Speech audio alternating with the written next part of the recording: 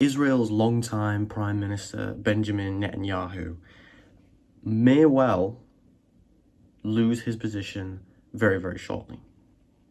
So it looks like after a very long time of debates and many elections in the past few years especially, Israel may be getting a new prime minister and a new government at that. So the leader of the New Right Party, which is sort of a hardline far-right ultra-nationalist party, Naftali Bennett in Israel, seems to have now finally agreed to forming a coalition with the main opponents to Netanyahu and his party, and thus Netanyahu's reign, if you like, over Israel, his premiership will finally come to an end.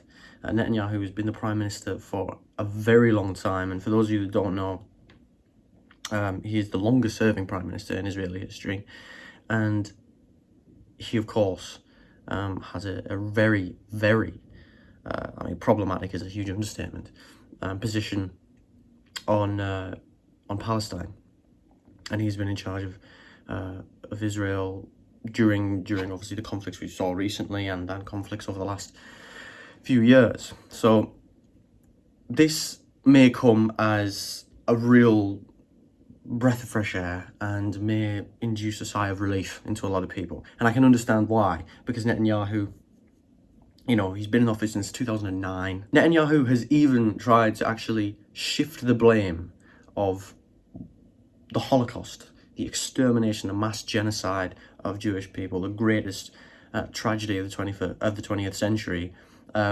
away from Hitler and onto people who do not share the same faith as him. I believe it was a Muslim leader that he was trying to blame for that specific element of the Holocaust, rather than just the expulsion of Jews from Germany, the full-on extermination. He said that he essentially tried to say that wasn't Hitler, that wasn't the Nazis. It was Muslim leaders. This guy is truly despicable, and I certainly hope that's not really a controversial statement. Now, that being said, let's not get too excited, because it appears, obviously, it's still all up in the air. All of these things when it comes to coalition agreements, especially in places where there's a lot of corruption and there's a lot of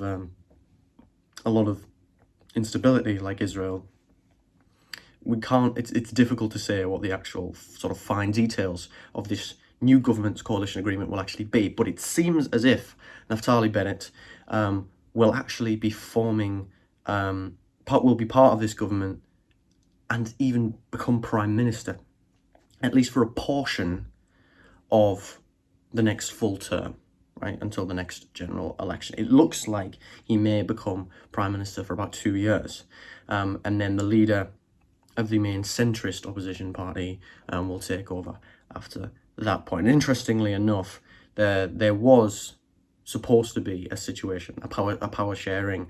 One leader does 2 years as prime minister, then the other one does 2 years. A little while ago, I think it was about a year ago, with Netanyahu and Benny Gantz, I believe it was, who was the leader of the main centrist opposition party.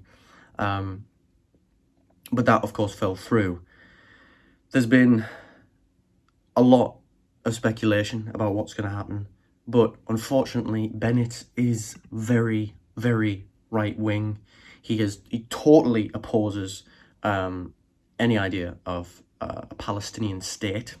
In fact, he's even gone on record saying that, he will do everything in his power. In fact, let me try and find the actual quote.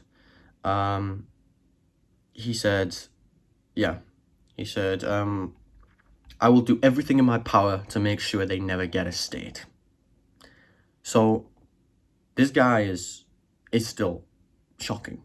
And there's certainly an argument to be made that he's potentially even worse than Netanyahu. Now, I want to make it clear, his party will not be the biggest party in this new government, and therefore you'd certainly hope the more moderate, more centrist party will have more influence, and those more liberal and more left-wing parties will have a decent chunk of influence as well. But unfortunately, it looks like in a lot of ways the status quo may remain. Now, Netanyahu may be gone, and the guy's he's currently under investigation for all kinds of horrible things. You know, he's very obviously a very corrupt leader. But this is so much deeper than that, and I think we all need to understand that. The people of Israel deserve better. Let's be perfectly clear. And of course, the people of Palestine are crying out to be recognized and to have autonomy and human rights and self-determination, all of these very, very important things. And it doesn't look like that's going to change. So this story is developing at the moment. Like I said, we don't actually have an awful lot of information about it, but I thought I'd talk about it because I want to kind of demonstrate just how major this and how deep-rooted this issue is with the Israeli-Palestine conflict, because quite frankly, no one in a position of significant power who's kind of, you know, using that for significant leverage in the government is really looking out for the Palestinian people in a way that is sufficient, because they shouldn't need to be looked out for by Israel's leaders.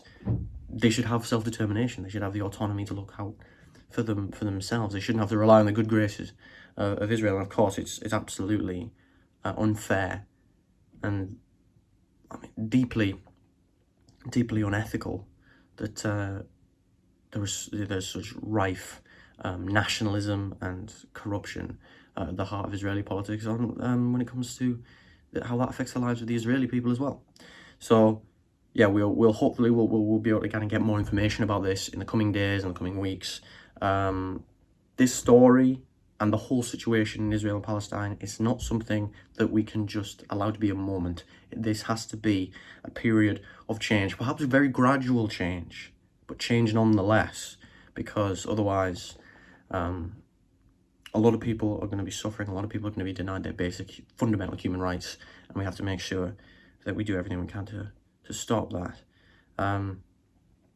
So we'll see. I'm of course very hopeful that this government will be better. And of course, you know, the centrist party. I keep calling them the centrist party. I have the name in front of me on my computer and it's disappeared. But you know, those parties, and there are actually some left-wing parties that could potentially be involved in this. This is a massive, very broad coalition. It's really just an anti-Netanyahu coalition. That's all it really is. And in fact, Bennett has even worked for Netanyahu, right? So this is just a purely political thing. But hopefully, you know, some more good comes from it than just replacing one ultra-nationalist Israeli prime minister with another. And hopefully we actually get some real change that will benefit both the Israeli people and the Palestinian people. Thank you very much for watching, everyone. If you enjoyed the video, if you liked it, you know, then why not translate that into a digital form and click the like button. Or, you know, even better, if you're feeling extra wild, subscribe and click the bell.